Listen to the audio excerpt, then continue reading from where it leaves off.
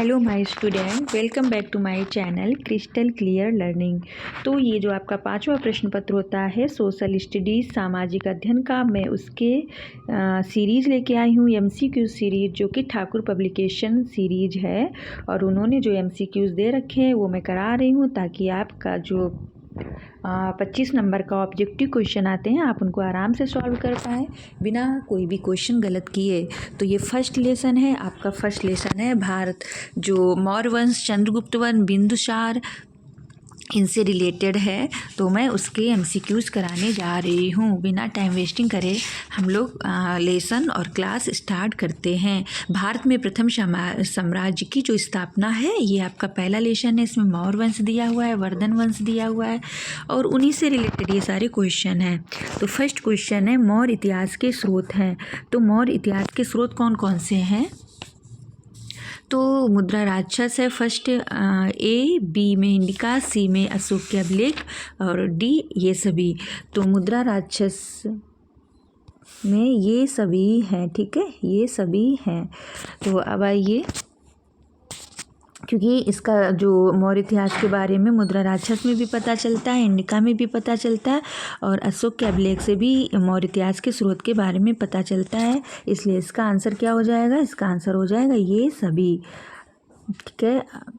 चलते हैं next question. Megasthenes कौन था? तो मेगास्थनीज कौन था? मेगास्थनीज था एक राजदूत था कि सामंत था कि राज दरबारी था? आप लोग बताइए मेगास्थनीज कौन था? तो मेगास्थनीज एक राजदूत था। कौन था? राजदूत था, ठीक है। अशोक के कितने शिलालेख हैं? अशोक के कितने शिलालेख हैं? ठीक है, 10 हैं, 15 हैं, 14 हैं, 20 हैं। तो अशोक के कितने शिलालेख होंगे? 14 शिलालेख हो जाएंगे। गुप्तकालीन स्थापत्य कला का उदाहरण है दशावतार मंदिर, मगर दोनों इनमें से कौन, या फिर कोई नहीं? तो गुप्तकालीन स्थापत्य कला का उदाहरण है दशावतार मंदिर, ठीक है, दशावतार मंदिर इसका उदाहरण हो जाएगा। भारत का स्वर्ण युग कहा जाता है। भारत का स्वर्ण युग किसे कहा जाता है? गुप्त काल को, मौर्य काल को, वर्धन काल को, या ये सभी? तो भारत का स्वर्ण युग कहा जाता है वर्धन काल को। किसको कहा जाता है? गलत, वर्धन काल को नहीं कहा जाता है। भारत का स्वर्ण युग कहा जाता है गुप्त काल को, ठीक है, गुप्त काल को। मुद्रा राक्षस के रचनाकार कौन है? बताइए। मुद्रा राक्षस के रचनाकार बाणभट्ट हैं, कल्हण है, या विशाखादत्त हैं, या चाणक्य हैं? तो मुद्रा राक्षस के रचनाकार हैं विशाखादत्त, ओके।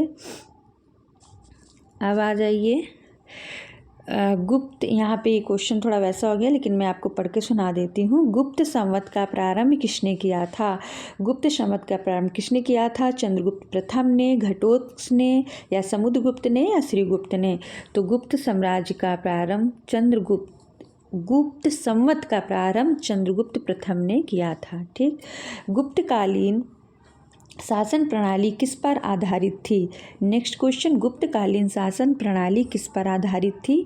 तो ये थी राजतंत्रात्मक व्यवस्था पर आधारित थी, ठीक है। इसका आंसर हो जाएगा राजतंत्रात्मक व्यवस्था पर आधारित थी। अब आ जाइए नेक्स्ट क्वेश्चन कौन सा है? मौर्य वंश की स्थापना किसने की? मौर्य वंश की स्थापना किसने की? ऑप्शन है बिंदुसार, अशोक, चंद्रगुप्त मौर्य, ये सभी।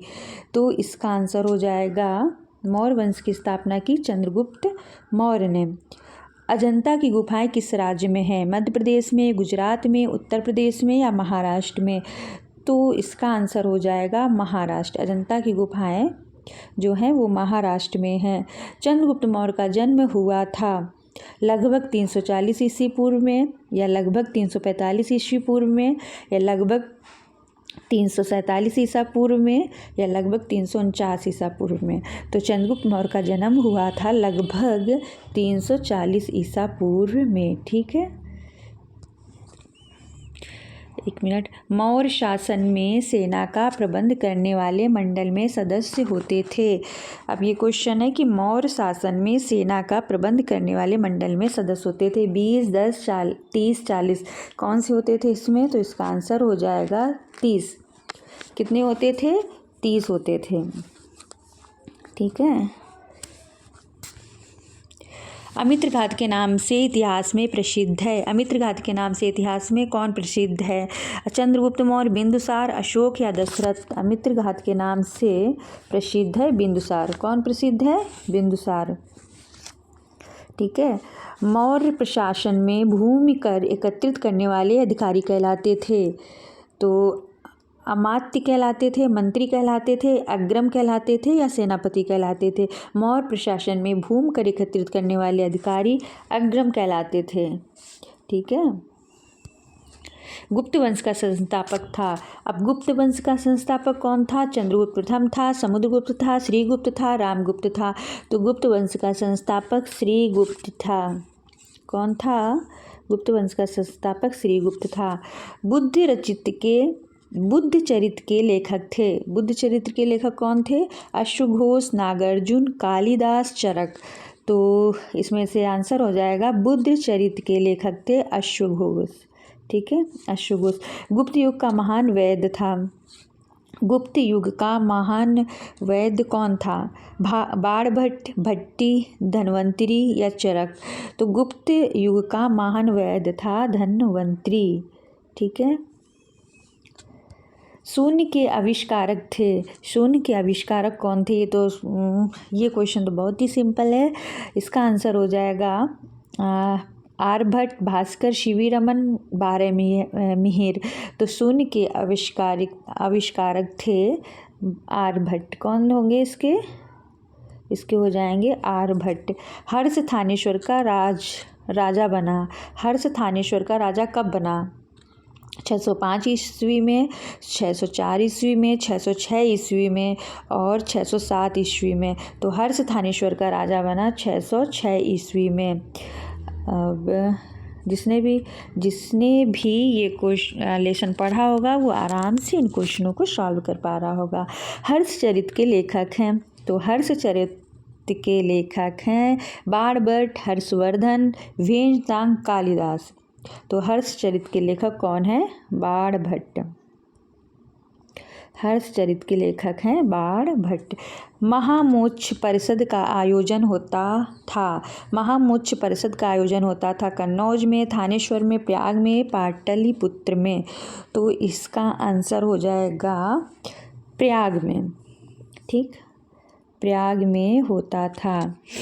वेनसांग किसके शासनकाल में भारत आया था? वेनसांग हर्षवर्धन शासनकाल में आया था कि अशोक के शासनकाल में आया था कि समुद्रगुप्त के शासनकाल में आया था या चंद्रगुप्त के शासनकाल में आया था? तो वेनसांग जो आया था वो हर्षवर्धन के शासनकाल में भारत आया था। किस काल को स्वर्ण युग के नाम से जाना जाता है? ये रिपीटेड क्वेश्चन है। गुप्त काल को स्वर्ण युग के नाम से जाना जाता है। तो ये 23 क्वेश्चन थे फर्स्ट लेसन से। आई होप आप सबको अच्छे से समझ में आया होगा। Thank you for watching my video. Please like and subscribe.